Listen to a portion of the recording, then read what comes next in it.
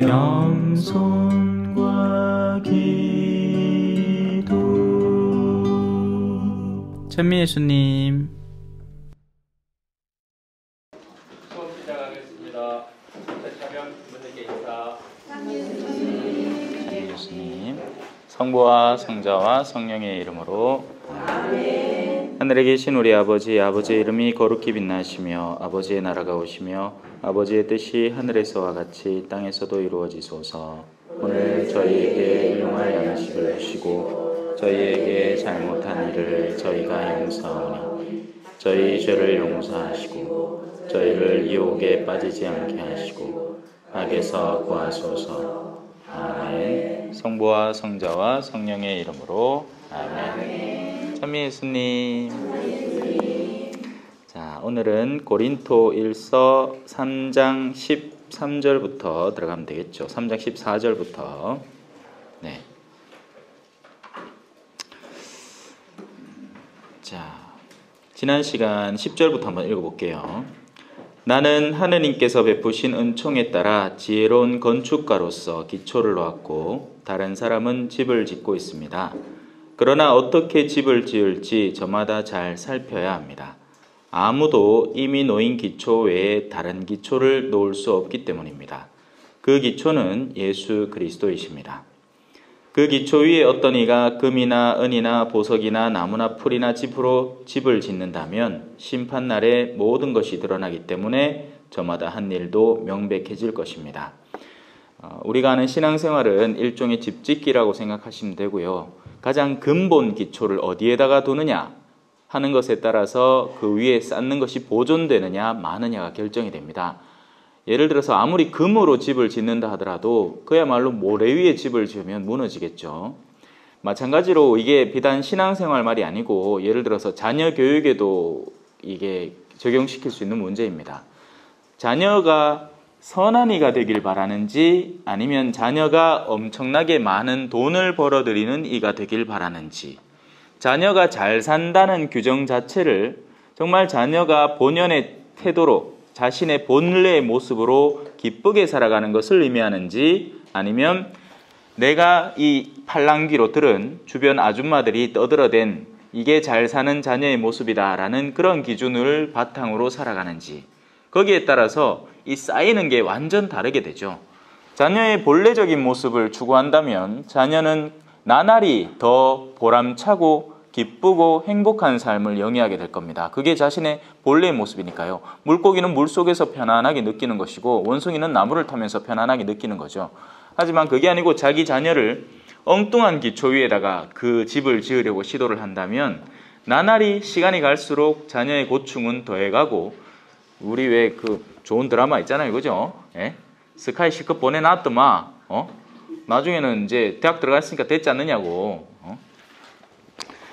그와 마찬가지로 우리의 신앙생활도 여러 가지 기초가 다방면으로 존재할 수 있어요. 정말 예수 그리스도를 따르는 신앙인들이 존재할 수 있고요. 그게 원래 기초예요. 근데 그게 아니라 자신의 야욕이나 아니면 물질적인 이익이나 실제로 애텀이나 암에 파는 사람들이 있어요. 예? 그런 물질적인 이득이나 아니면 내가 내 일상 안에서는 누릴 수 없는 어떤 영예와 영광을 이 성당이라는 활동 안에서 추구하는 사람도 얼마든지 생길 수 있다는 것입니다. 그런 사람들은 곧잘 싸워. 네가 기도를 더 많이 하니, 내가 기도를 더 많이 하니, 네가 성지순례 111곳에 도장 89개를 찍었느니, 내가 95개를 찍었느니, 별 희한한 것 같고 자기들끼리의 경쟁을 계속 가속화시킨다는 거죠. 그래서 여러분은 여러분의 기초의 가장 근본에 무엇이 놓여 있는가, 바로 이 점을 잘 성찰해야 거기서부터 회개가 이루어집니다. 우리가 회개를 하자 하면 방향을 돌린다는 얘기인데, 나는 지금 내가 잘 살고 있다고 믿는 사람이 회개할 필요가 있겠습니까? 없어요. 그리고 그 잘 사는 기준을 한번 살펴보자는 거지. 뭘 두고 자기가 잘 산다는 거니? 내가 집이 하나 있고 사업도 성공해 있고 다 괜찮대. 그런 외적 조건들은 괜찮죠. 하지만 정말 괜찮을까요? 그러다가 그 사람이 훗날 뒤통수 얻어맞는 게 갑자기 자식들이 아빠 싫대. 뭐 익하기 시작하면 황당한 거예요. 근데 그 황당한 게 아니라 자신의 본래의 모습을 직시하기 싫어했던 자기 자신에게서 나오는 거죠. 자, 넘어갑시다. 14절입니다. 어떤 이가 그 기초 위에 지은 건물이 그대로 남으면 그는 삭슬 받게 되고 어떤 이가 그 기초 위에 지은 건물이 타버리면 그는 손해를 입게 됩니다. 그 자신은 구원을 받겠지만 불 속에서 겨우 목숨을 건지듯 할 것입니다. 그래서 기초를 올바로 세우는 것도 중요하고, 자, 이제 그 기초 위에 있는 건물이 불의 시험을 받는다. 심판날에 모든 것이 가려지고 불로 태워진다. 이에 대해서는 제가 설명을 드린 적이 있죠? 없나요? 이 현세의 불은 태우고 말아요. 현세의 불도 뭔가를 드러내죠. 예를 들어 이 휴대폰을 태우면 플라스틱은 타고 그 안에 금속들은 남을 겁니다. 맞죠? 이 지상에서 여러분들이 쌓은 요소들, 그 가운데에서 아무리 재력이 크거나 학식이 높다 하더라도 그런 것들은 저 천상의 불이 다가와서 휩쓸고 나면 남는 게 별로 없어지게 됩니다. 그거 어떻게 설명할까요? 똑같은 것들인데 똑같은 행위를 했는데 한 사람은, 자, 이 성경에 좋은 비유가 있죠. 두 여인이 맷돌을 돌리고 있을 때 한 사람은 데려가고 한 사람은 남겨질 것이다 라는 이야기 들어보셨죠? 두 사람이 외적으로 하는 행위는 똑같아요. 예를 들어서 성경을 읽는 행위는 똑같습니다. 성경대학에 오는 행위는 똑같아요. 하지만 한 사람은 그 성경대학에 정말 와서 이 성경이 나에게 전해지는 본질적 가르침을 내가 부족하지만 수용하려고 애를 쓰고 그로 인해서 내 삶을 변화시키려고 노력한다는 것입니다. 그러면 그 사람은 그 성경 강좌에서 얻어가는 것이 많을 거예요. 다른 한 사람은 성경 강좌를 다닌다는 자신의 삶을 타인에게 자랑하려고 그 성경 강좌에 온다는 거예요. 그 성경 강좌가 벌써 몇 년 차니, 내가 거기에서 벌써 연륜이 얼마나 쌓였느니, 내가 이 신부님도 만나봤고 저 신부님 만나봤고 그 신부님한테 들어봤고 저 신부님한테 들어봐서 이제 신부님들 뭐에 가르치는지 다 안다느니 그딴 교만한 소리를 삐걱삐걱 해대면서 오히려 성경 강좌를 통해서 자신의 본질적인 요소를 망치고 있다는 것이죠. 그랬을 때 그 두 결과는 완전히 다른 거예요. 두 사람은 같은 자리에서 똑같은 수업에 앉아 있었지만 최종적인 결과물에서 전혀 다른 결과가 일어난다는 거죠. 한 사람은 나날이 갈수록 겸손해질 겁니다. 온유해질 것이고 친절해질 거예요. 선을 사랑하게 되고 사랑을 실천하게 됩니다. 다른 한 사람 계속 교만해지고 자신이 으뜸이라 생각하니까 누군가로 인해서 자존심이 상하고 그 사람이 좀 더 낫다는 게 내 눈에 비치기 시작하면 시기심까지 일어나고 증오까지 일어나고 원한까지 갖게 되고, 껍데기만 같다고 다 똑같은 게 아니에요. 속이 달라야 됩니다. 16절입니다. 여러분이 하느님의 성전이고 하느님의 영께서 여러분 안에 계시다는 사실을 여러분은 모릅니까? 이것이 우리가 지어야 하는 기초 건물의 모습입니다. 우리는 다른 어떤 요소로 쌓는 건물이 아니라 하느님의 영께서 나를 움직여서 그로 인해서 우리가 실천하게 되는 모든 활동들로 그 건물을 짓게 됩니다. 바로 사랑인 거죠. 누구든지 하느님의 성전을 파괴하면 하느님께서도 그 자를 파멸시키실 것입니다. 여기에서 성전을 파괴한다는 것은 어떤 관점을 두고 하는 걸까요? 다른 이의 성전은 당연하거니와 자기 자신의 성전도 포함됩니다. 자, 하느님의 성전은 거룩하기 때문입니다. 성전이 뭔지 알죠? 그죠? 우리 하느님의 영이 담긴 곳이 성전이에요. 거듭 말씀드리지만 하느님의 영이 담긴 사람, 하느님의 영이 담긴 공동체, 그 모두가 성전입니다. 그래서 자기 자신을 파괴하는 사람은 어떤 사람일까요? 악습에 빠져드는 사람, 술도가니에 빠져 사는 사람, 계속해서 어떤 하면 안 된다는 걸 자기가 분명히 인지하면서 그런 관습과 악습에 자꾸만 빠져들어서 험담을 하고 남을 무시하고 싸우고 증오하고 용서하지 못하는 그런 내면을 자꾸 불려나가면서 자신의 성전을 망치는 사람이 당연히 기본적으로 깔립니다. 내가 나 스스로가 서 있지 않은데 딴 사람 물에 빠져가는 사람을 야, 니 살려줄게 하면 둘 다 빠져 죽어버려요. 소경을 못 구합니다. 우리가 먼저 그 성전을 보존하고 올바로 서야 돼요. 자, 두 번째 성전의 의미는 공동체입니다. 가장 기초적인 공동체 뭐죠? 가정입니다. 그래서 가정을 파괴하는 시도를 하는 사람, 또한 책임을 통감해야 됩니다. 부부 두 사람 중에 한 사람이 정말 악한 의도를 지니고 있어서 밖을 빠져나오려고 시도할 수 있어요. 하지만 다른 한 측이 신앙인이라면 끝까지 그 둘의 결합을 고수하려고 노력해 봐야 됩니다. 그런데도 한 측이 정말 작정하고 뛰쳐나가면 그건 어쩔 수 없고 이 나머지 한 측에는 전혀 탓이 없습니다. 그 사람은 성체를 모실 수 있고 신앙생활을 하면 돼요. 재혼할 생각만 안 하면. 사람은 자꾸 일을 복잡하게 만드는 거예요. 혼자 살려니 두렵고 힘겹고 이러니까 이 다른 데 의존하고 살고는 싶은데 그러다 보니 이제 교회가 여러 가지 강구를 점을 해서 그 사람들을 어떻게든지 살려보겠다고 혼인모여와 소송이라는 것도 막 그러니까 혼인모여와 소송을 하는 거죠. 만들어낸 건 아니고.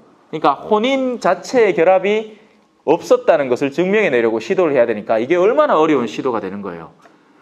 하지만 여러분, 내가 조당이든 아니든 재혼을 했건 내가 신앙이 없을 때 철딱선이 없을 때 붙었다 떨어졌다 해가지고 지금은 재혼을 한 상태건 삼혼을 한 상태건 사람이 살고자 하면 삽니다. 하느님은 선한 뜻을 품고 자신의 성전을 보존하려고 하고 이 공동체를 살리려고 시도하는 그 사람에게는 은총을 베풀어줘요. 그 사람이 아무리 악인이라도 지금 그가 선에 돌아서고 선을 실천하면 그는 자기가 실천한 선으로 인해서 살 것이다. 이건 제 말이 아니고 예언서에 나오는 말씀이에요. 반대로 자신이 아무리 의인이라도 지금 악을 실천할 계획을 잡고 있고 그것을 구체적으로 단계를 밟아 나간다면 실컷 둘이 잘 살아나놓고 나이 60에 우리 결혼하자 했으면서 남편 개무시하고 삼식이라고 막 놀리면서 밥도 안 차려주고 이하면 그게 과연 선이라고 할 수 있을까요? 그게 정당함이라고 우길 겁니까? 아니에요. 그건 나쁜 행위예요. 그건 못된 행위라고요. 지금 우리 헌법재판소에서 오늘 낙태 위헌 결정 여부 판가름 안 됩니다. 여러분, 낙태가 이게 죄인가 아닌가를 따진대요. 근데 이미 모자보건법에 규정된 내용이 있어요. 세상 법정안에는. 근데 지금은 뭐냐? 이 어떤 낙태를 하든지 다 합헌하자 이거예요. 죄가 아니게 해달라. 나중에 제가 영상 하나 보여드릴게요. 실제 낙태에 참여했던 자신이 낙태 경험이 있던 그 여인이 영적으로 다시 거듭나는 그 영상이 있습니다. 행여라도 주변에서 여러분 헌법재판소에서 어떤 결정이 나오는지 상관없습니다. 그게 뭔 상관이에요? 우리는 신앙인이기 때문에 신앙이라는 필터로 이 세상을 조명해 봐야 돼요. 하느님께서 선물하신 모든 생명 안에는 영혼이 깃들어 있습니다. 인간 생명 안에는요. 수정란부터 시작해요. 그래서 우린 절대로 낙태에 동참할 수 없는 겁니다. 왜냐하면 그 자식을 다시 하늘에서 만나야 돼. 뭐라 할 겁니까? 난 이 있는지 몰랐다 할 거예요. 그래서 우리는 지금 수많은 영혼들을 어둠에서 빛으로 구해내야 돼요. 저 화난 거 아니에요. 혹시나 뭐 오해하실까봐. 제가 장성성당에 올 때는 살짝 피곤해 있다는 걸 이해해 주세요. 4번의 그 수업을 다 거치고 나서 오늘 오전에 성동까지 갔다 오기 때문에 경주까지 갔다 오기 때문에 조금 지쳐. 이해해 주셔야 됩니다. 아니면 수업 시간을 바꾸든가. 월요일 오전으로 바꿔놔보면 쌩쌩하게 나올걸 제가. 자, 누구든지 하느님의 성전을 파괴하면 하느님께서도 그 자를 파멸시키실 것입니다. 바로 이 부분에서 우리는 수많은 요소들을 생각해 볼 수 있어요. 하느님의 성전의 파괴는요, 맞습니다. 낙태도 일종의 하느님의 성전의 파괴죠. 훌륭한 파괴입니다. 애시당초 그 영혼에게 희망이라는 싹 자체를 잘라버렸기 때문이죠. 그 영혼이 어떻게 될지 어떻게 알고. 자, 근데 단순히 그 수준의 파괴만을 의미하지 않습니다. 우리가 성전을 파괴하는 방법은 실질적인 생명의 아슴으로도 파괴할 수 있죠. 그래서 자살도, 안락사도, 심지어 인공수정도 마찬가지예요. 근데 그 육체적인 파괴를 넘어서서 감성적인 파괴가 존재할 수 있습니다. 남자에게는요, 이 자존심의 영역이라는 게 어마어마하게 중요한 거예요. 근데 이 자매님들 중에는 그걸 완전 개무시하고 파괴해버린 사람이 있습니다. 자기 자식들한테 아빠의 입지를 파괴하는 그 악한 여성들. 너가 아빠가 젊었을 때 내한테 우했는지 아나? 아, 이거 기억력 좋다. 용서 좀 하지. 용서를 했으면 얼마나 아름다웠겠습니까? 근데 계속 쥐고 있는 거예요, 마음속으로 그 악을. 그럼 결국 자기 자신에게 손해인데 그걸 모르는 거죠. 오늘 수업 마치고 한 자매님이 저한테 혼자 조용히 다가오셔서 물으셨어요. 제가 이런 결함이 있는데 이런 결함을 극복해내려면 어떻게 해야 됩니까? 그 질문을 하는 것만으로도 그 자매는 이미 개선점을 찾기 시작한 겁니다. 왜? 자신에게 그런 결함이 있다는 걸 인지했잖아요. 이게 수많은 사람들에게 오류가 반복되는 이유는요, 지가 지 얼굴에 이 검은 딱지를 딱 붙여놓고는 그게 붙어있는지 몰라. 그랄게네 사람들 앞에서 지가 제일 잘난 줄 알고 막 쇼를 하는데 사람들은 이 검은 딱지 보고 그를 은근히 비웃는 거예요. 제일 첫 단계는 뭐죠? 거울을 보는 겁니다. 그 다음에 그거를 레이저로 띄든 뭐 칼로 띄든 수세미가 띄든 뭘로 띄든 일단은 내가 여기 검은 딱지가 있다는 걸 봐야 될 거 아닙니까? 그 작업을 우리가 안 하고 있어요. 성전의 파괴는 여러 형태로 이루어집니다. 육적인 파괴, 정서적인 파괴. 한 사람의 자존심을 말살시킴으로써 그 사람의 명예를 실추시킴으로써 우리는 그 사람을 파괴시킬 수 있어요. 키보드 워리어가 돼서 나하고는 아무 상관없는 제3의 사람인데 공연히 건드려서 그의 명예를 실추시킨다든지. 우리 흔히 정치 얘기할 때 조심해야 돼요. 어떤 정치 사안을 두고 이야기할 때 정말 우리가 순수하게 정치의 정치적인 어떤 무슨 정치학적인 요소로 그를 판단하는 게 맞습니까? 틀립니까? 아니에요. 우리 감정을 엄청 뒤섞어 갖고 그놈은 쉽게 완전 죽일 놈인 듯이 얘기를 막 합니다. 왜 그럴 수 있냐 하면서. 그때 조심하셔야 돼요. 어떤 분위기와 흐름을 형성하는 거죠. 연예인이 흔히 미투, 최근에 미투 운동이 막 수도 없이 일어났다가 우 이렇게 막 먼지처럼 불어났다가 그 가운데 실제 그런 일을 한 사람들은 당연히 그 행위의 결과를 받게 되지만 나머지는 무고도 있었어요.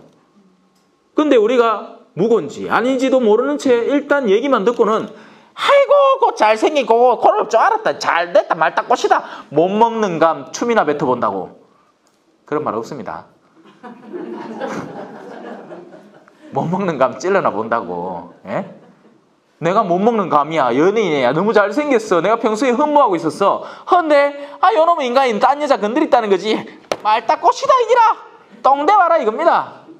어차피 나는 못 먹을 감.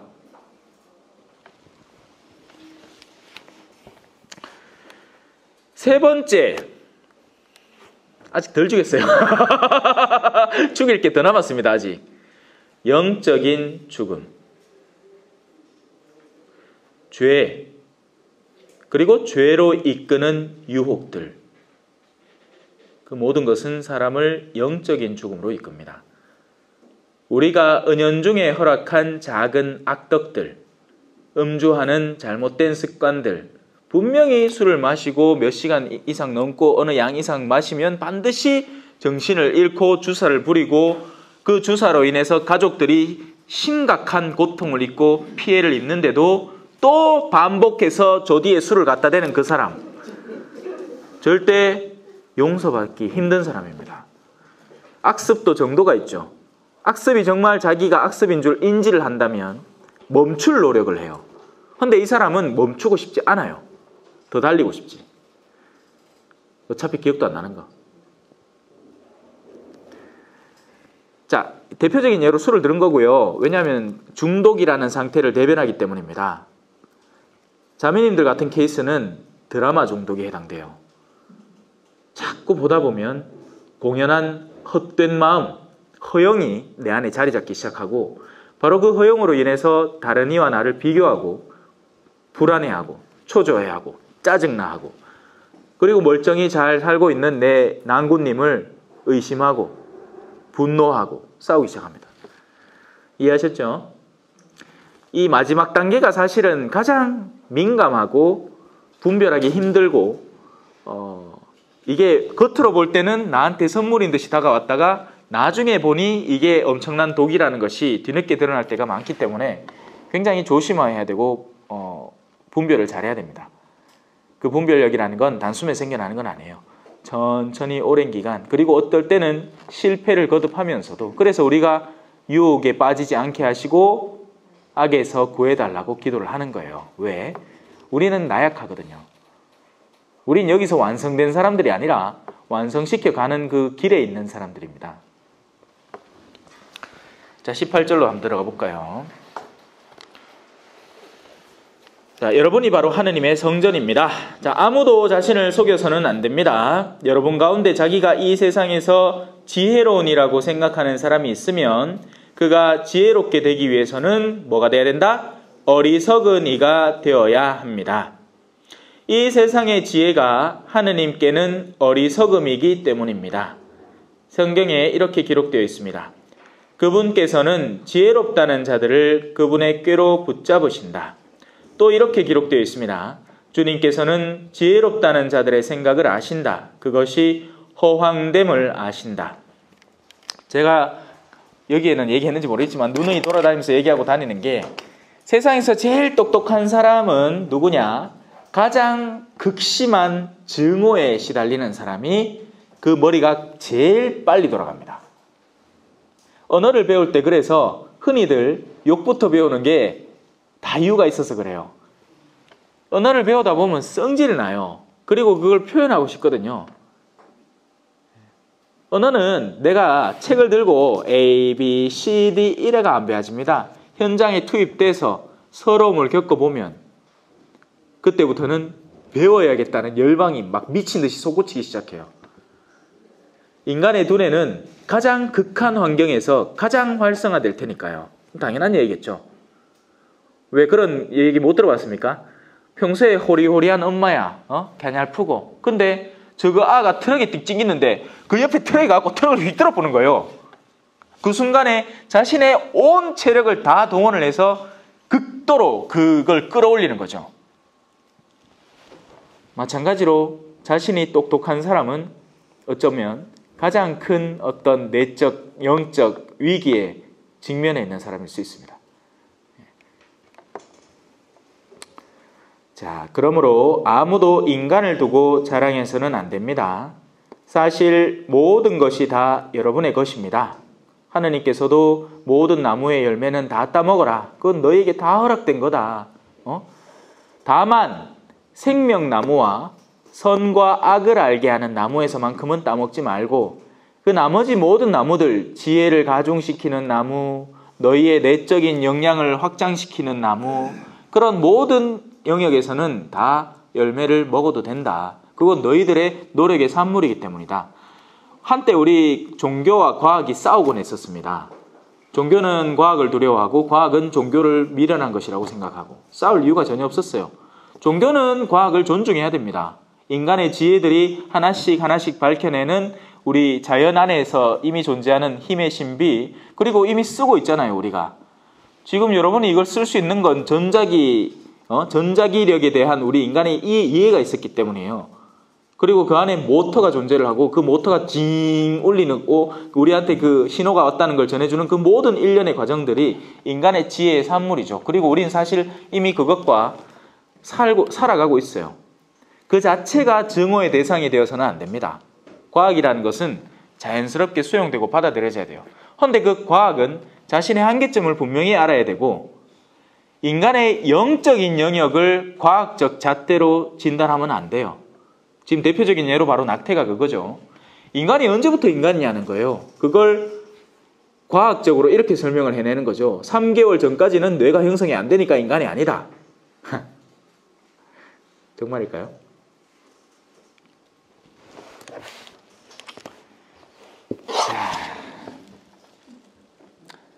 모든 것이 다 여러분의 것입니다. 그리고 바오로도, 아폴로도, 케파도, 세상도, 생명도, 죽음도, 현재도, 미래도 다 여러분의 것입니다. 여기까지만 읽고 끝내면 큰일 나요.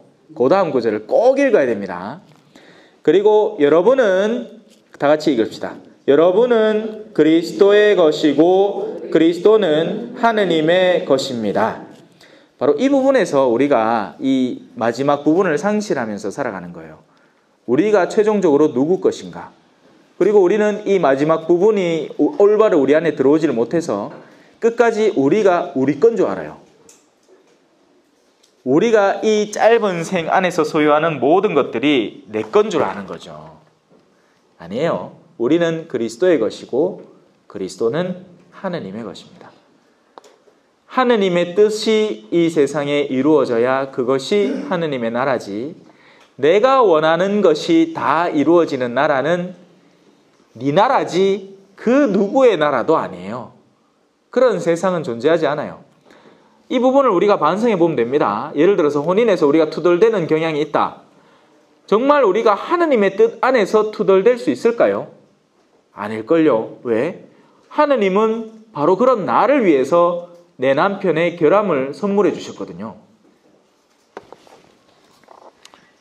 깍지를 낍시다. 이래 끼는 사람 있습니까? 세상 천지에 깍지를 이래 어떻게 낍니까? 깍지는 서로의 충만함과 서로의 부족함이 채우기 때문에 가장 튼튼한 깍지가 이루어지는 겁니다. 근데 여기에서 방향만 조금만 틀면 어떻게 됩니까? 사사건건 다 부딪혀요. 이게 남자와 여자의 신비라는 겁니다. 서로가 서로 다른 이유는 서로의 부족함을 서로의 완전함으로 채우라는 거예요. 다 그렇게 돼 있어요. 다. 세상살이가. 전들 완벽한 사람이 아니에요. 저도 지칠 때가 있고 저도 힘들 때가 있고 또 그럴 때 여러분들이 가끔씩 밥도 사주고 맛있는 것도 사주고 사달라는 얘기는 아니에요. 먹을 것 좀 고마줬으면 좋겠어. 툭하면 먹을 거 줘. 이제 막 간식 안 주잖아. 안 먹는 거 아니니까 안 주잖아요. 그래요. 아니 그게 아니니까 뭘 먹을 걸 사줘서가 문제가 아니라 저에게 인간적으로 애정이 부족해질 때가 분명히 존재를 합니다. 그리고 그때는 신자들이 애정으로 도닥여 줄 때죠. 근데 그 애정을 너무 과하게 표현을 하면 사제가 엇나가기 시작해요. 그 애정을 양주로 표현을 한다거나 그 애정을 골프로 표현을 하면, 제가 앞서 시간에도 어제도 제가 말씀을 드렸지만 고급진 환경에서 살아가다 보면 고급화된다는 겁니다. 그래서 균형 감각을 찾는 게 늘 필요해요. 그 감각이 없어지기 시작하면 사람은 자꾸 좋은 것만 찾기 시작해요. 이건 사람 누구나 마찬가지예요. 그래서 그런 사람을 봤을 때 비판하지 말고 또 동정해 주기도 해야 되고, 이든 저든 우리는 그리스도의 것, 그리스도는 하느님의 것이니까 그분의 뜻이 이루어지는 게 가장 옳은 방법입니다. 우리의 뜻은 뭐다? 우리는 곧잘 꼴보기 싫은 뭔가가 있으면 잘라내고 끊어내고 삭제하고 싶어요. 그런데 하느님의 뜻은 뭐다? 그런 요소들에 있어서 같이 가라고 가르칩니다. 자, 그리스도의 사도입니다. 그러므로 누구든지 우리를 그리스도의 시종으로 하느님의 신비를 맡은 관리인으로 생각해야 됩니다. 우리가 주인이 아닌 우리는 그리스도께서 의도하는 바를 이행하는 그분의 시종, 그분의 관리인입니다. 어디에서든 그래요. 사제도 그렇고 아내도 그렇고 남편도 그렇고 자녀도 그렇고 부모됨도 그래요. 우리 뜻을, 내가 추구하는 뜻을 이루는 사람이 아니라 그리스도께서 무엇을 바라실까? 그리스도께서 내 자녀를 위해서 무엇을 바라실까? 그리스도께서 나는 그리스도의 사제로서 사제 직분을 어떻게 수행하는 것이 가장 아름다울까? 이런 것들을 늘 고민할 줄 알아야 됩니다. 그러면 생각할 요소가 많아져요. 그냥 단순히 내가 원하는 것만 추구하고 착각하고 사는 사람이 안 될 수 있어요. 적어도. 무릇 관리인에게 요구되는 바는 그가 성실한 사람으로 드러나는 것입니다. 다른 재주가 필요한 게 아니에요. 관리인에게 요구되는 건 오직 하나, 성실함입니다. 그분의 뜻에 충실하기. 뭐 도끼 만드는 재주가 있어가지고 그 도끼를 만들어서 나무를 캐올 수 있겠죠. 하지만 관리인은 나무 캐오기를 바라는 게 아니고 내가 그를 통해서 의도하는 바를 이루기를 바라는 겁니다. 그래서 그가 가진 재주를 통해서 나무를 캐와서 다른 이에게 혜택을 베풀어 주기를 기대하는 거지. 그 나무 캐는 재주 자체가 뭔가 특출나거나 대단한 게 아니에요. 그리스도의 뜻을 따르는 게 가장 중요한 주된 목적이라는 겁니다. 그러나 내가 여러분에게 심판을 받든지 혹은 세상 법정에서 심판을 받든지 나에게는 조금도 문제가 되지 않습니다. 사실 이 바오로 사도가 이런 얘기를 하는 이유는요, 숱하게 심판을 받아왔거든요. 어쩌면 이 고린토서도 심판장에서 쓰고 있는지도 몰라요. 그 깜빵에 갇혀가지고. 그리고 세상 법정은 우리가 예수님이 그 법정에 섰잖아요. 빌라도의 법정에. 그리고 사람들이 이렇쿵 왈가왈부 많이 많았습니다. 그 가운데 거의 대부분은 거짓된 증언들이었죠. 사람들은요, 갈대와도 같아서 자신들에게 좋은 건 좋다고 난리고 싫은 건 싫다고 난리예요. 이 인터넷상에서 흐르는 댓글들이나 이런 것들을 조금만 살펴보면요, 이 사람들이 정말 정의에 의해서 어떤 의견을 피력하는 것이기보다는 자신의 중점 관점으로 자신의 관심사의 범주 안에 든 무언가에 대한 의견을 표력하고 있을 때가 많습니다. 그래서 우리가 흔히 정치적으로 대외적으로 관심 갖는 주제, 예를 들어서 위안부 사건 있잖아요. 그죠? 그래서 그 사건을 그 자체로만 보면 당연히 옳고 그름이 나누어지고 그것을 자행한 일본인들은 나쁜 사람이 되죠. 그런데 우리는 그만큼의 노력을 베트남 전쟁 때 우리 국군이 거기 가서 저질러 놓은 그런 코시안들이라든지 그런 모든 문제에 대해서 쏟고 있을까요? 아니요. 거기에서는 관심을 쏟고 싶어 하지 않아요. 이율배반적이라는 거예요. 내가 내 중심에서 나의 관심 범위 안에 든 일만 우리는 집중 포화를 퍼붓는 겁니다. 여러분은 장성성당 신자니까 이 성당 안에서 일어나는 일거수일투족들의 집중 관심사가 집중돼 있어요. 여기 주임신부님이 뭘 하실까? 다음 프로그램은 뭐가 있을까? 근데 성동성당이나 지곡성당이나 효자성당에서 뭔 일이 일어나든 나중에 들려서 그냥 귀에 한번 딱 때리면 모를까? 그 전까지는 관심도 없어요. 거기 무슨 레지오 팀이 있는데 거기 단장하고 지금 총무하고 싸우고 있다는 건 우리가 알 필요도 없고 관심 갖지도 않죠. 맞잖아요. 그래서 우리가 흔히 정의롭다고 하는 그 정의롭다는 생각은 어찌 보면 우리가 관심이 가닿은 영역 안에서 우리가 애쓰고 있는 건지도 모릅니다. 그래서 우리는 가장 우선적으로 무엇에 관심을 가져야 될까요? 다시 돌아옵시다. 성전입니다. 우리는 우리 자신의 성전을 어떻게 보살피고 있나? 어떤 기초 위에 세우고 있나? 어떤 진료로 세우고 있나? 내 자신 안의 성전의 진료를 나는 내 외적 스펙으로 세우려고 하는가? 하느님의 불이 가닿으면 타버리고 말 그 요소. 나는 내 자신의 성전을 나는 빌딩을 몇 채 가졌다는 것을 드러내고 우쭐대기 위해서 세우고 있나? 그런 것들은 정말 하찮게 사라져버릴 요소입니다. 안 그래요?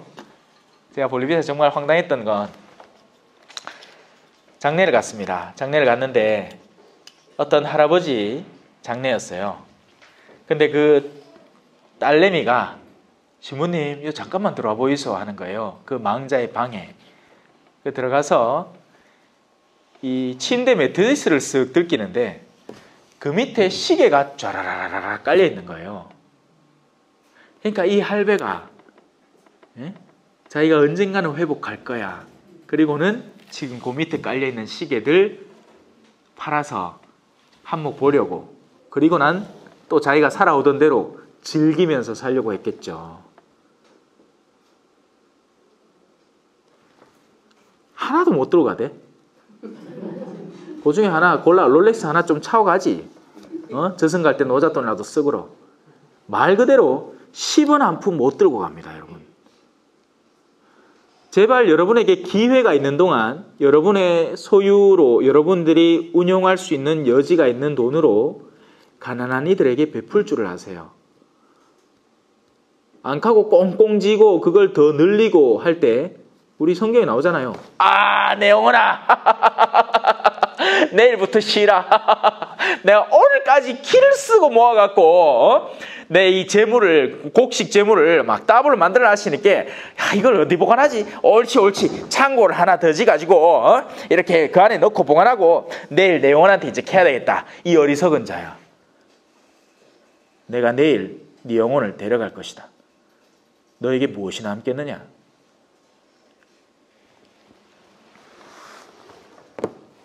아무것도 안 남죠.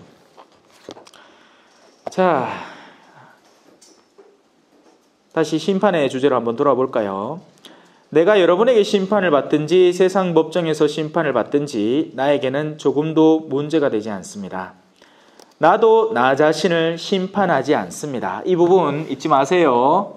바오로 사도는 스스로를 심판하지 않아요. 그런데 우리는 끊임없이 우리 자신을 죄책감으로 밀어넣곤 하죠.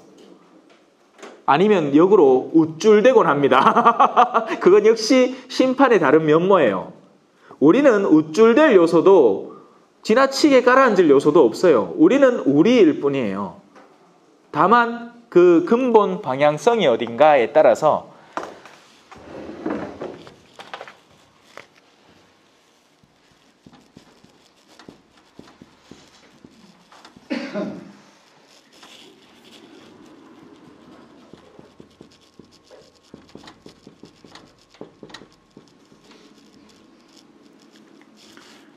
세상의 심판은 분명한 한계를 지니고 있습니다. 그래서 우리는 이 심판에 좌우될 필요가 없습니다.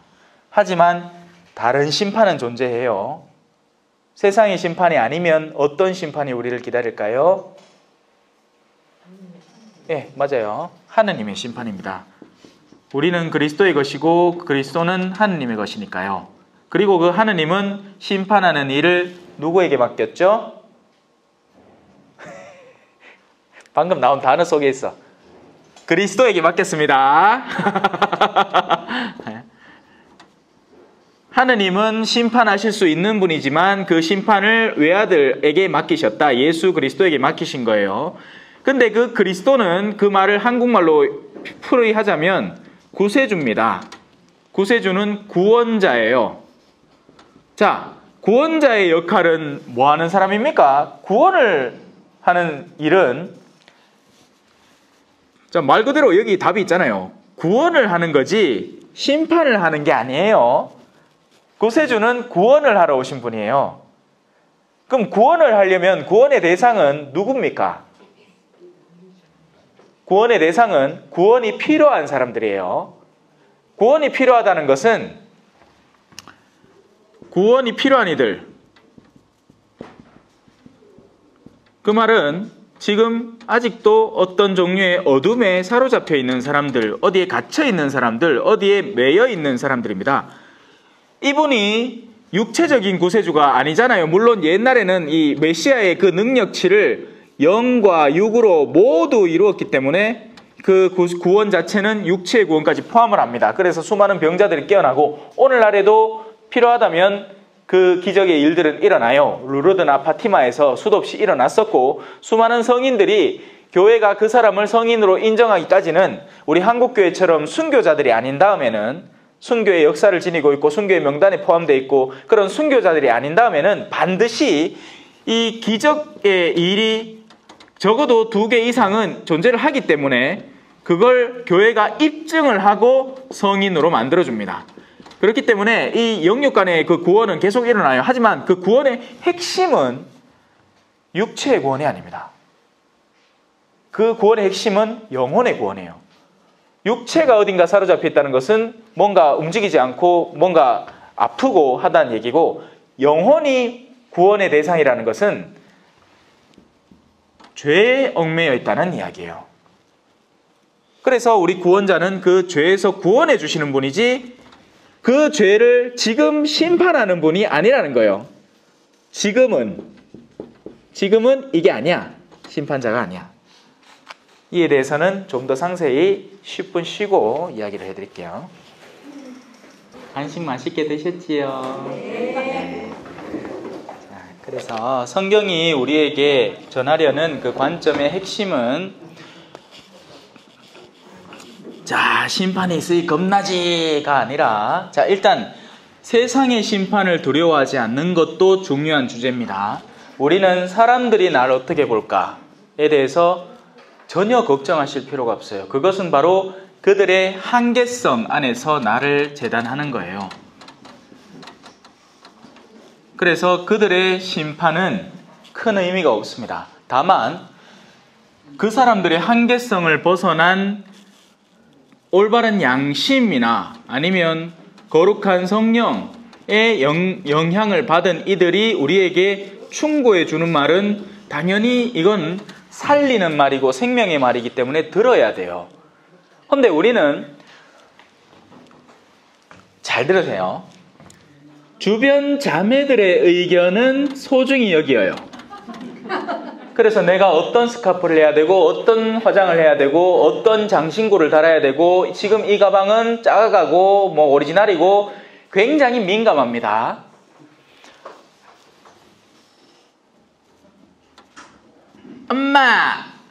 엄마 또 오늘도 거짓말했지? 나한텐 거짓말하지 말랬겠잖아.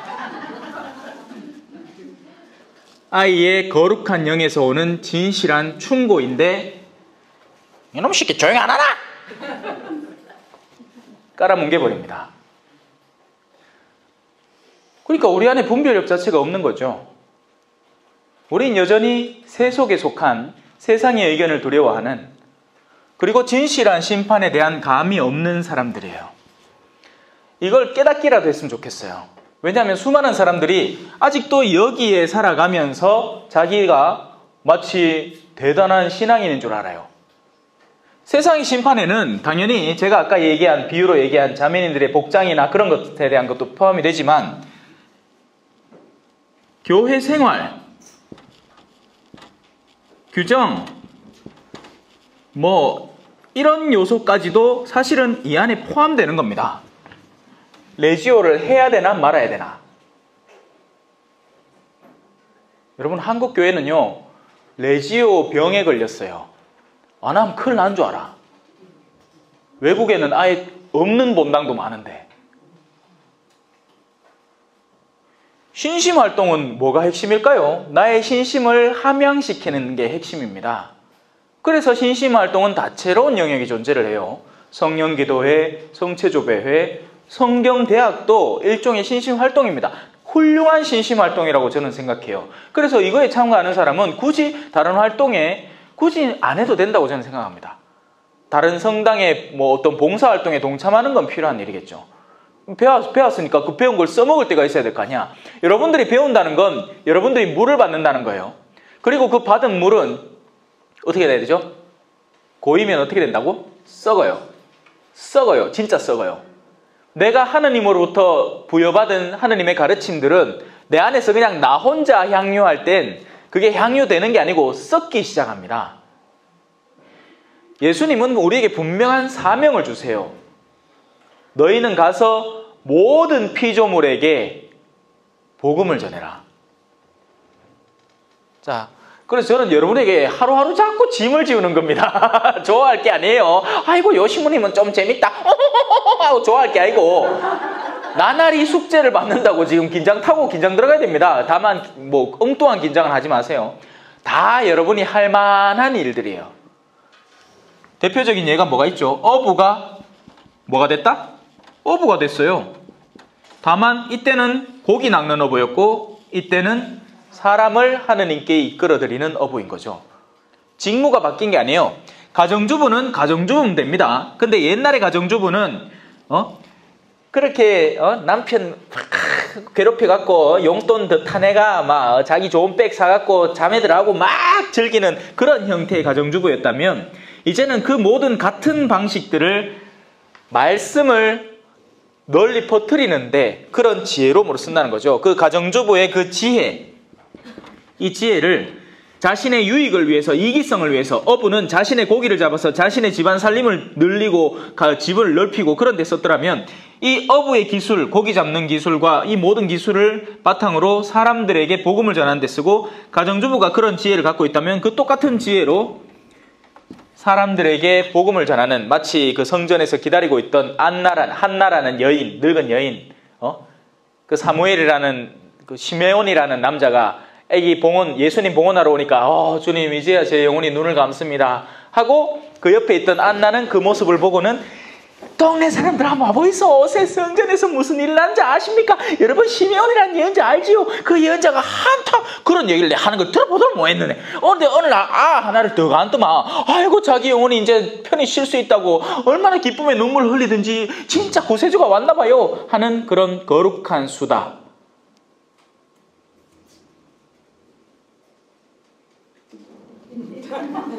거룩한 수다를 좀 떠세요.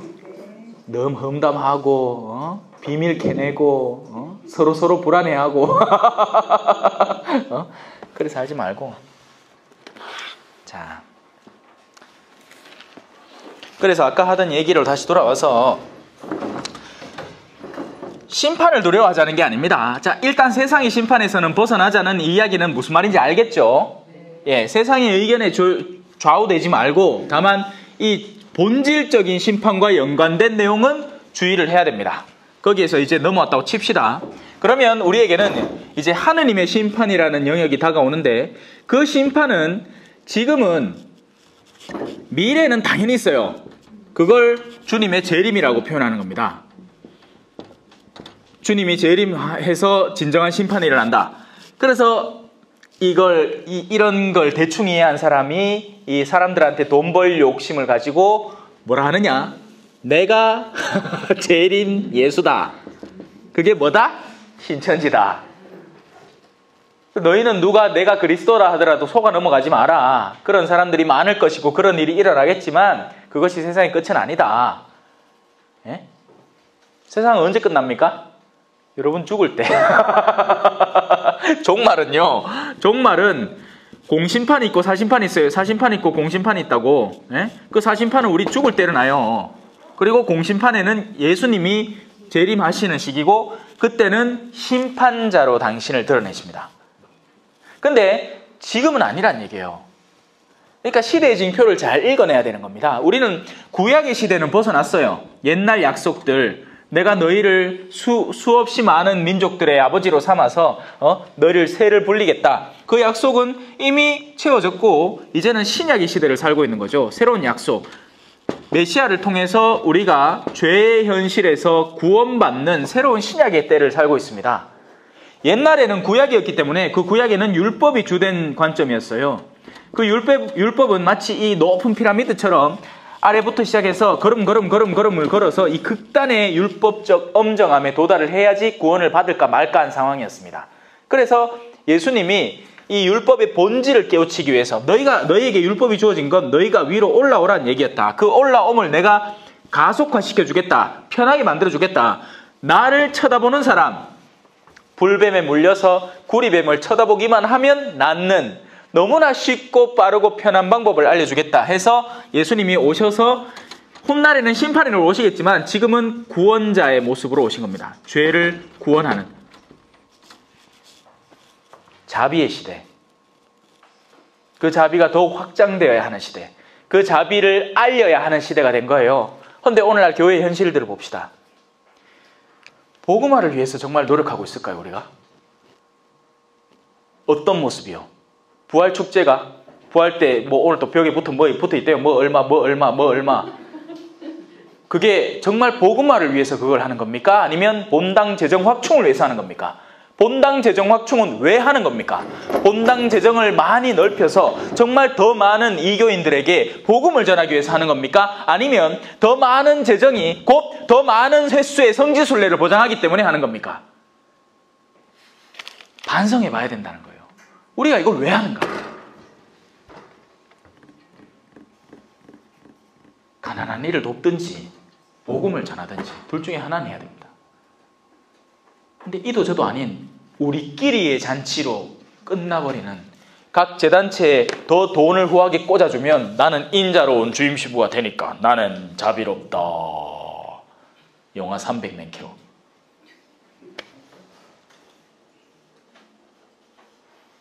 이해가 되십니까? 이해는 되지만서도 그죠? 어쩌 계십니까? 어쩔까요? 어찌할 수 있습니다, 여러분. 어찌할 수 있어요. 여러분이 움직일 수 있는 부분부터 움직여 나가면 됩니다. 나의 장상이 있는 영역은 장상에게 순명하면 되지만 여러분은 여러분 스스로의 성전을 관리인이에요. 여러분, 예로부터요, 이 수많은 성인들은 다른 사람이 아니었어요. 성령에 밝게 깨어있고 그 성령을 자신 안에 받아들임으로써 성화를 이루어 간 거죠. 그러다 보니 그런 사람들이 성인이 되는 겁니다. 여러분들은 성인이 되셔야 돼요. 난 성인 될 거야. 나는야 성인 될 거야. 꿀꺽. 여러분, 나는 성인 될 거예요. 뭐라 하든지.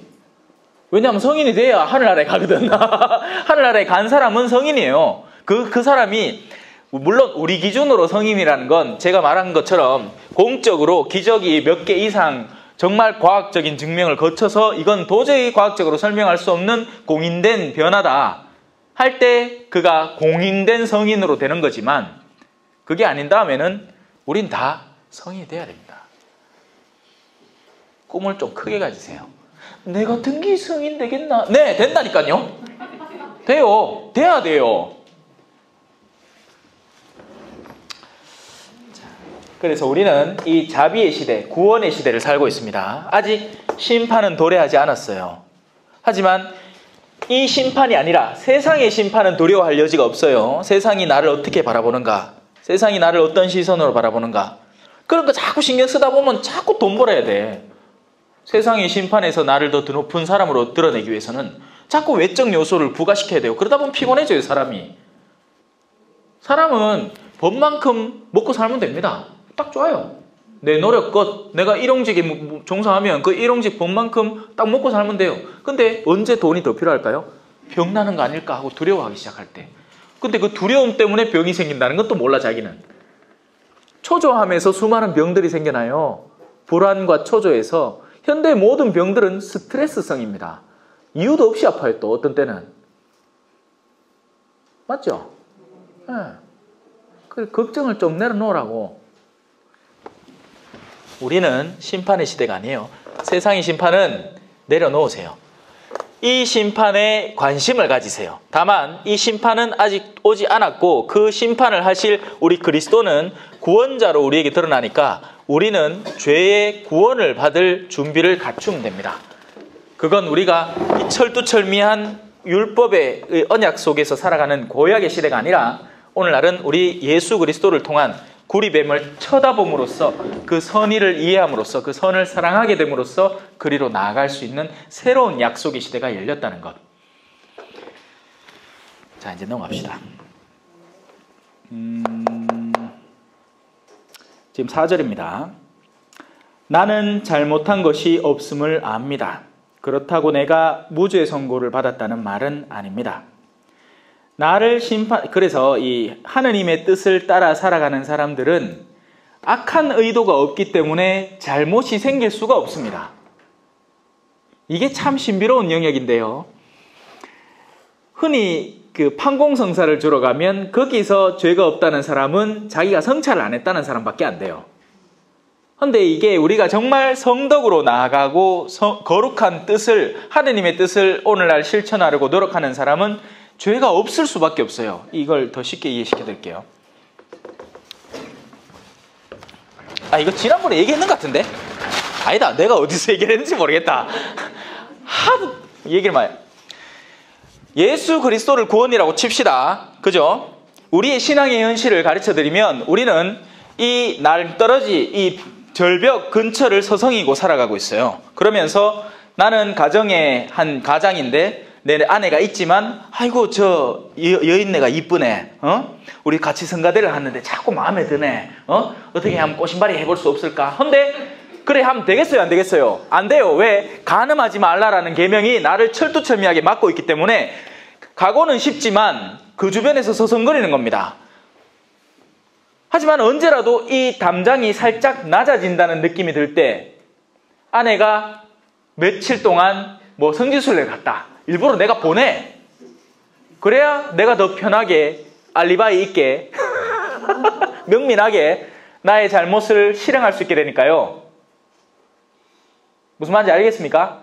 이 사람은 죄 지을 준비가 100% 완료된 사람이에요. 다만 지금 자신을 막고 있는 장벽이 그걸 방해하고 있다는 겁니다. 그래서 그 사람은 율법이 거추장스럽게 느껴져요. 미사 오는 게 싫고 자기가 하는 모든 신앙활동이 사실은 싫어. 하기 싫어. 그런데 어쩔 수 없이 하고 있는 겁니다. 이해가 되십니까? 우리 가톨릭 신자들의 오늘날의 현실입니다. 절벽에서 살아가기. 언제 떨어질지 모르는 그 위험 속에서 살아가는 거죠. 어떻게 해야 될까요? 그래서 신자들이 흔히 묻는 게 뭐죠? 신부님, 요 빨간 독버섯이 있는데 오른손 내밀어서 뜯어먹으면 됩니까? 될까요? 안 될까요? 안 되죠. 뭐렇게 해야 돼요? 언제요? 아예 거기서 벗어나이소. 비슷한 질문이 뭘까요? 신부님, 오늘 금육인데 이 계란은 묻어도 됩니까? 의도 자체가 그러니까 여기서 놀고 있는 거예요. 여기서. 예? 자, 그럼 뭘 해야 된다? 저희 그리스도 상이 뭐라고 했습니까? 우리의 구원이라고 했습니다. 그죠? 간단한 거예요. 이리로 가면 돼. 그럼 어떻게 되죠? 자연스럽게 울타리에서 멀어져요. 울타리에 대한 걱정을 할 필요가 없어요. 울타리를 어떻게 하면 내가 넘어가서 죽음에 다음 어떡하나 하는 고민이 점점 사라져가요. 왜? 나는 지금 주님을 바라보고 주님을 향해서 걸어갈 온갖 노력을 최대한도로 기울이고 있기 때문이죠. 하지만 그 여정은 무슨 길이다? 십자가의 길인 거예요. 내가 주님께로 걸어가는 그 길은 십자가의 길이에요. 너희는 내 이름 때문에 모든 사람에게 박해를 받을 것이다. 그런데도 불구하고 그 박해를 어떻게 이겨내서 그 주님께 가닿을까를 고민하는 사람. 내가 결혼 생활을 하는데 남편이 엉망진창이야. 결혼할 때만 해도 백마탄 왕자님이었는데 결혼하고 났더니만 그의 그 악습과 이런 온갖 악독함이 드러나는데 어쩌면 이혼합니까? 어쩌면 내가 이혼을 할까 해? 이혼 가능합니까? 이 사람하고는 일단 내놨고 내가 저 사람이 마음에 드는데 저 사람하고 재혼할 방법은 있어요. 남편 지기 보면 됩니다. 사별하면 된 게. 그리고 실제로 중세에는 그랬었어요.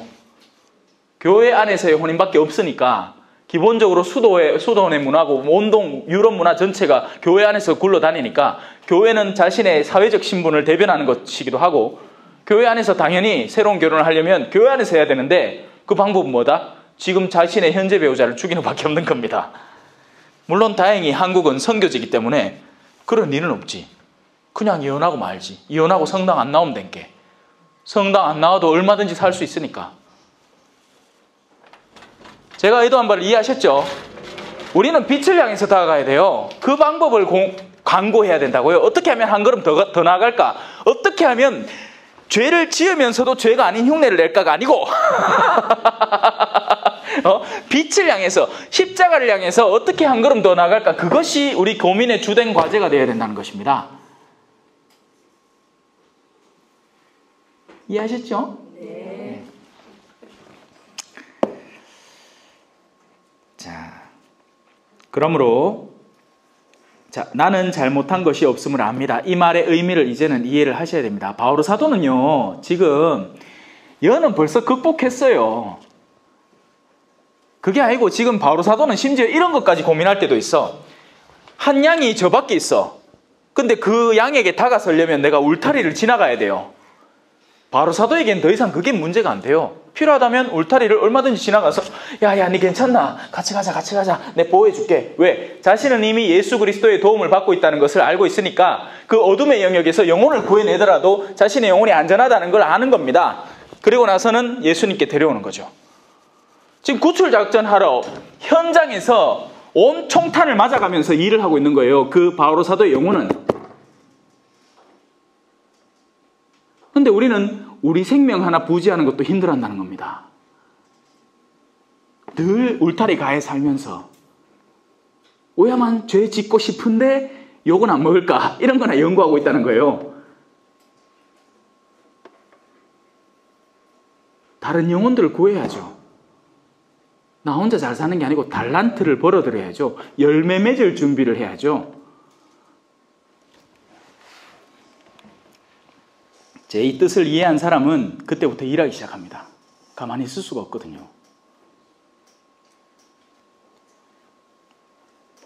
자, 그렇다고 내가 무죄 선고를 받았다는 말은 아니에요. 저도 마찬가지고요. 제가 뭐 예수님을 향해서 걸어가고는 있다지만 그럼 저한테 그 어떤 오류나 하자도 없다는 말입니까? 아니에요.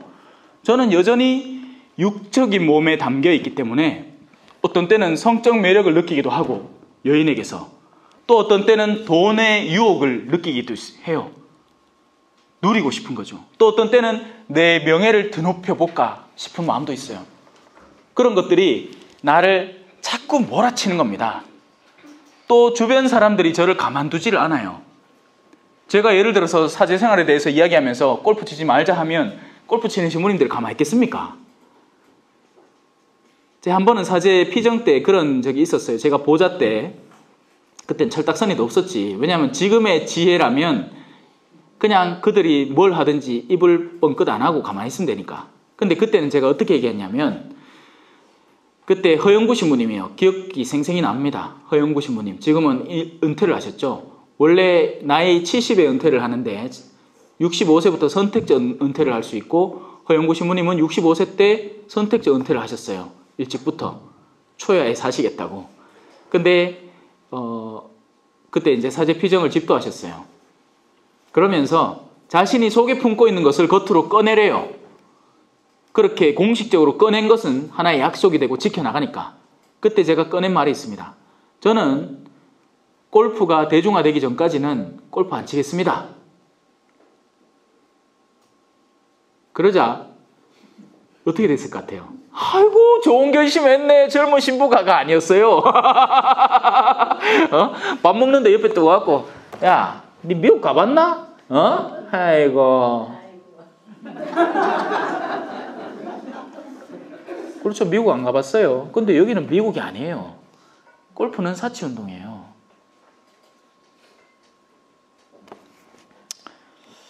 자, 그래서 제가 흠이 없다는 게 아닙니다. 저는 여전히 어떤 종류의 유혹에 시달리고 있고 그리고 언제든지 악에 빠질지도 몰라요. 네. 물론 빠지면 또 용서해달라고 하나님께 청하겠죠. 그만큼 여러분들은 뭘 해줘야 될까요? 저한테 오트밀도 주지만 기도도 해주세요. 기도를 하셔야 돼요. 왜? 사제가 한 명 넘어가면 이건 수천 명의 신자들이 같이 넘어가 버립니다. 내 그럴 줄 알았다 하면서 실망해버리고. 그러니 그런 악의 움직임은 계속돼요. 악은 잠자코 있지 않아요. 예수님을 광야에서 3번을 유혹한 뒤에 악이 아이고 말끔하게 손 털고 니 포기한다 빌라도 맨키로 그렇게 한 게 아니고 다음 기회를 노렸어요.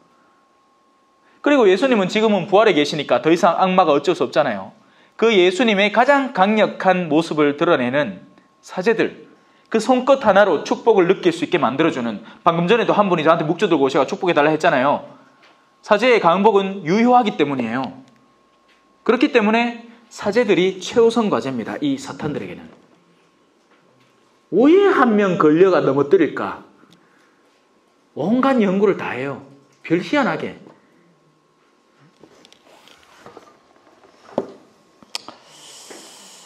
자, 그래서 본당의 신부님 사랑해 하세요. 예.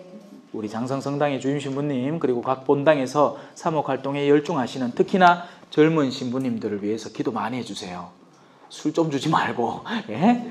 술 좀 주지 말고 술자리에서 아이고 우리 신부님 수고 많지 깔락깔락깔락 이거 하지 말고 좀 기도해 줄 줄 알고 또 젊은 신부면 우리 어르신들이 자신의 삶의 경험들을 또 나누어 줄 수도 있습니다. 젊은 사제는 경험이 없어요. 제가 제 자신의 과거를 돌아봐도 그래요.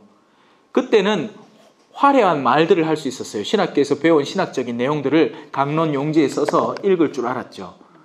제가 얼마 전에 영상을 하나 찾아냈어요. 2006년도에 제 평화방송 강론 영상이 있더라고. 들어본 게 내용은 너무 좋아. 근데 문제는 뭐였을까요? 제가 그 삶을 고스란히 살아내지를 못하고 있었어요. 말은 다 맞지. 지금은 여러분들도 아시겠지만 저는 제 사는 걸 드러내는 것 뿐입니다. 저에게 실제적으로 일어나는 수많은 일들, 그리고 제가 겪어본 여러 가지 세상의 심판들의 유혹들, 그리고 거기에서 벗어나서 이제 진정한 하느님의 심판 안에서 하느님의 구원을 만끽하고 있는 한 사제의 모습을 보고 계신 거예요. 내가 안 살면 말에 힘이 없어집니다. 그러므로 주님께서 오실 때까지 여러분들은 미리 심판하지 마십시오.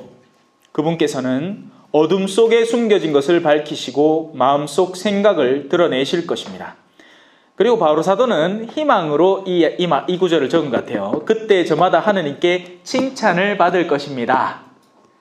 근데 지금 이 고린토서를 쓴 이유 자체가 이 분열 때문에 썼잖아요. 그죠? 나는 아폴로파니, 개파파니, 그리스도파니.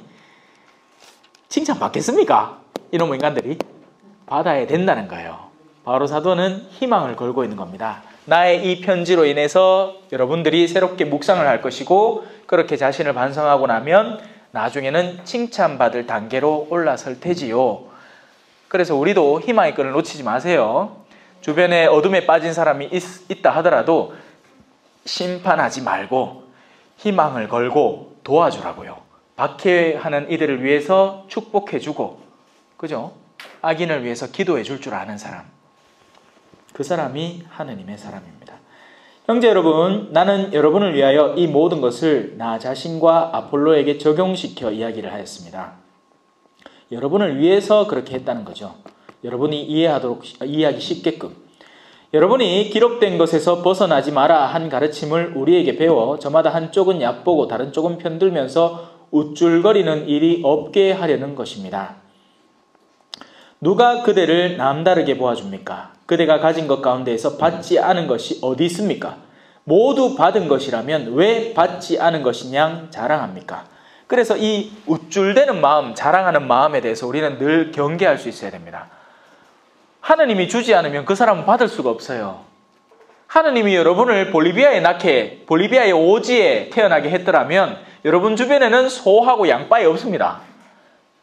뭔 놈은 대학이 있고 뭔 놈은 아무것도 없어요. 심지어는 신부도 한 달에 한 번 빠이 안 와. 한 달에 한 번은 많이 오는 거예요. 어떤 공동체는 하도 오지에 있어서 아예 들어갈 수가 없습니다. 그리스도인이 있는지 없는지도 몰라요. 그런 데는 마을에서 심판을 하는데요. 아들이 이렇게 딴 마을에서 청년들이 와서 뭐 훔치잖아요. 그렇게 하다가 주민들한테 걸리잖아. 그러면 그 즉시 직결 처형을 해버립니다. 마을 주민들이 모이가. 아직도 미개함이 생생히 살아있는 곳이에요. 우리 살던 동네가 그렇다는 거 아니고, 내 살던 동네는 도시빈민가 위성구역이라서 거기에는 도시로 이렇게 출퇴근하는 파출부들, 청소부들, 경찰들, 학교 쌤들, 이런 사람들이 줄을 이뤘고.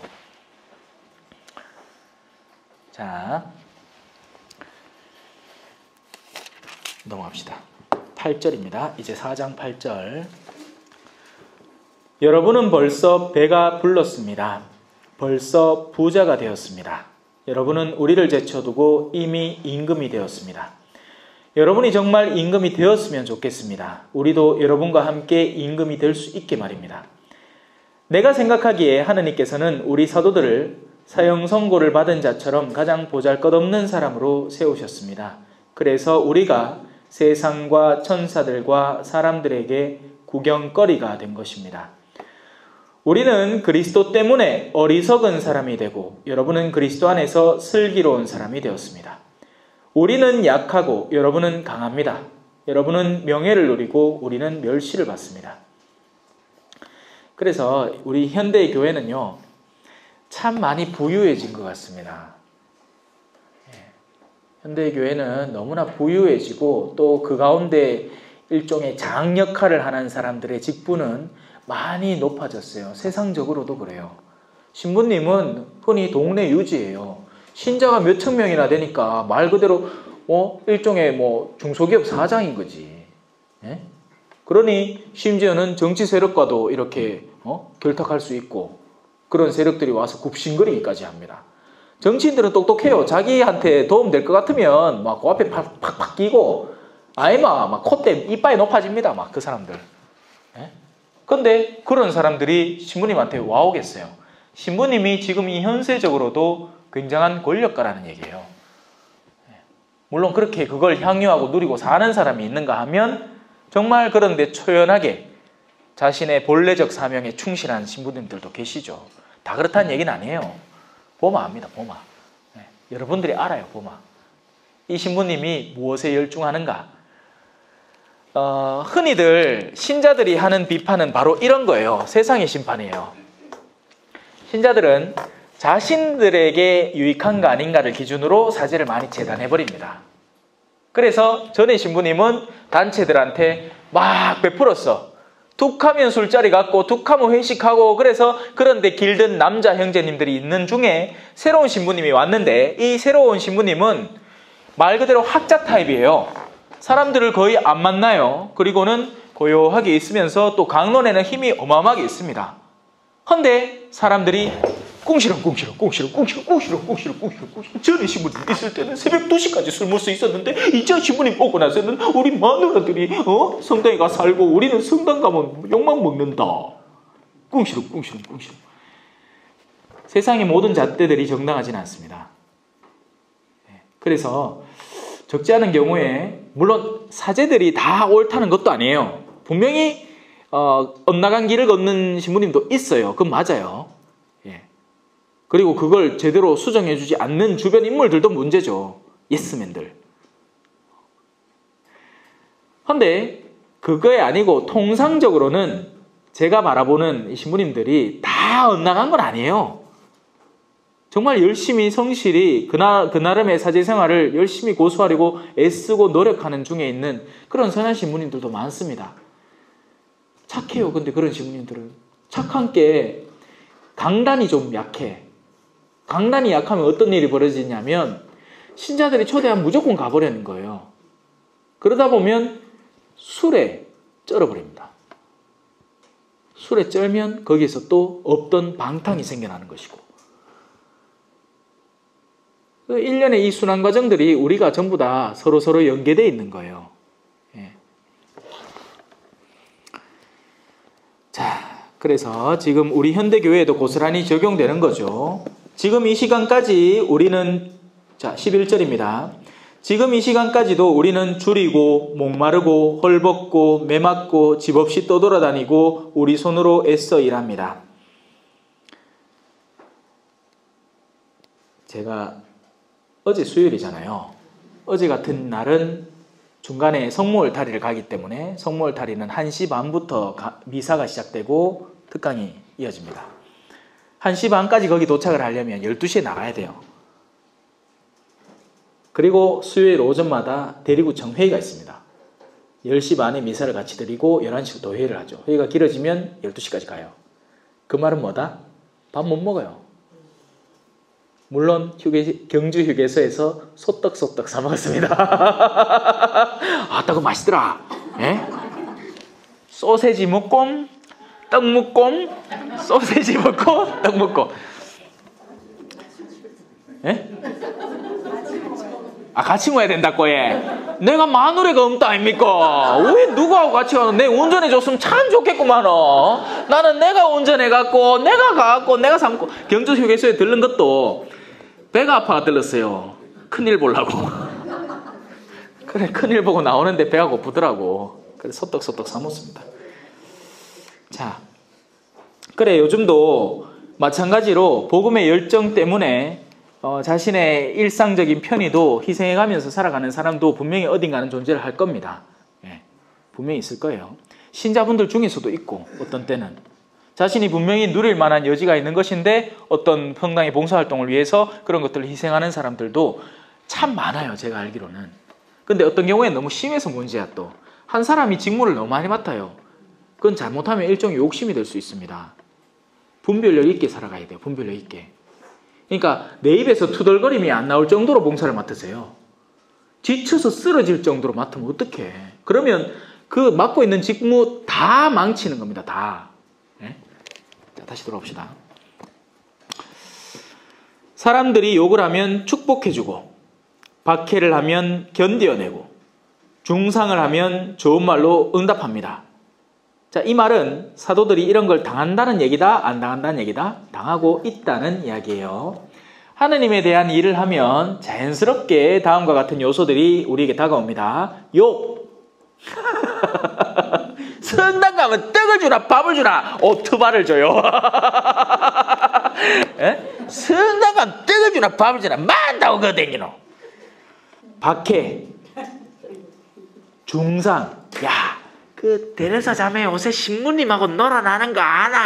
어? 야, 로사 씨가 요새 그 사제간에 들락날락 하는데 네가 알고 있나? 별 희한한 소문들이 다 생겨납니다. 이 자매님들이요, 시기심이 장난 아니더라고.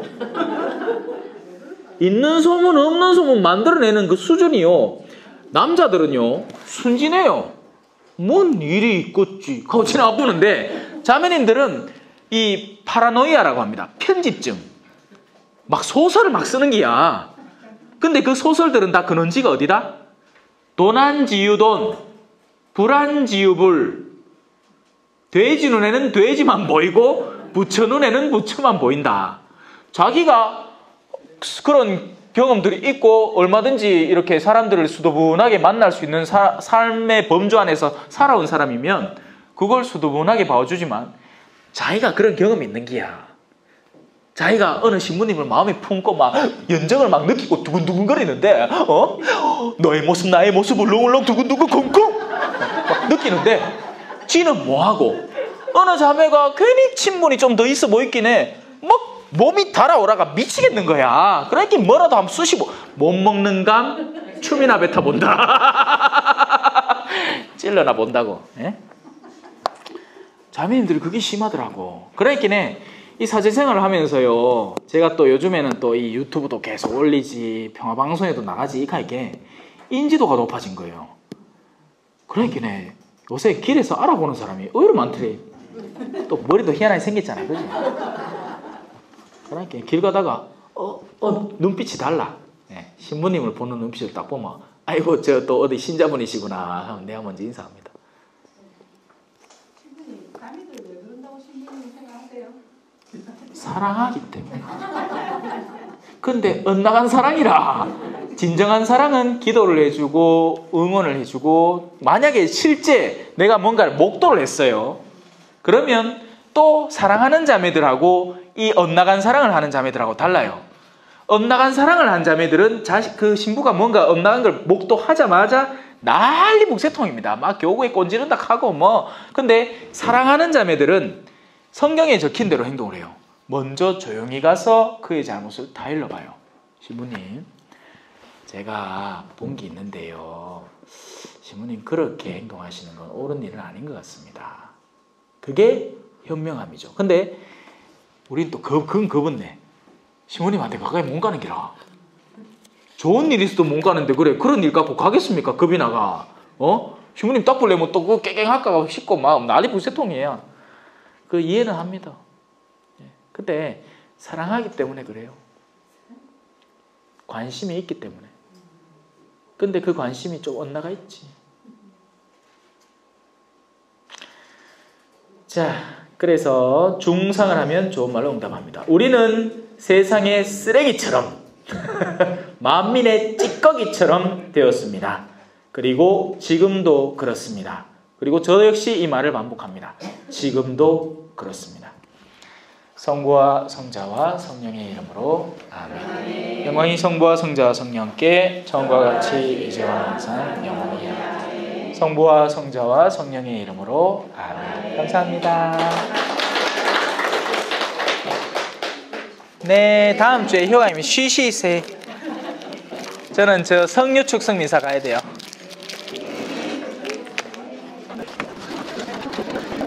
겸손과 기도.